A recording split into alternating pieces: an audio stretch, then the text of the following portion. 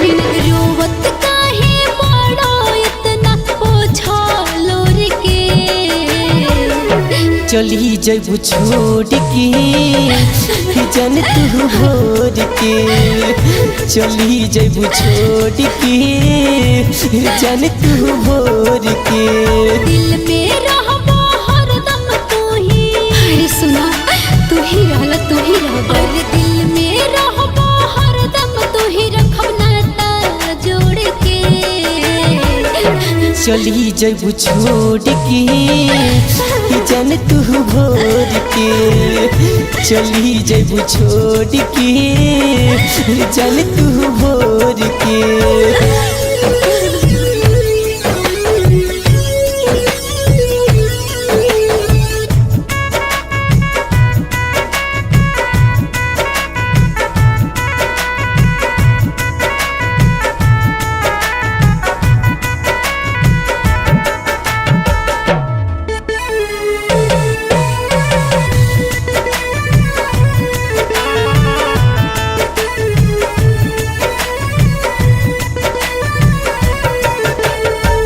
के न पता बहवे की करी कितना तुमसे प्यार हम, बचपन से हमारा दिल में रह के देता रू कहे आज हो गम।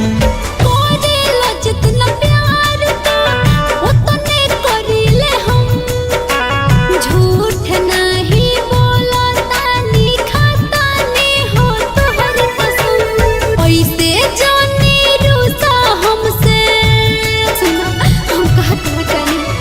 ऐसे जानी रूसा हमसे मुहवा मोड़ के। चली जब छोड़ के जन तू भोर के, चली जब छोड़ के जन तू भोर के।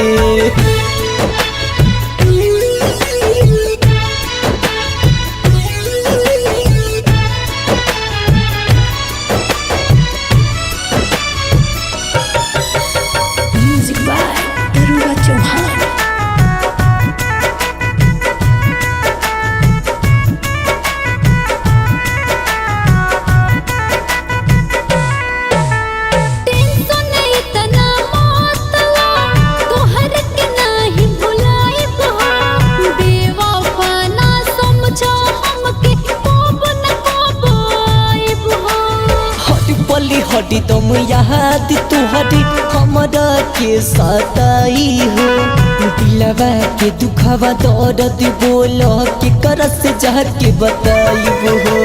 जहर मत खइहा बबलू, हमार क्रिया बा कुछ मत करी ना तनी सा लगा ली है फांसी सुनो साड़ी के कोर से।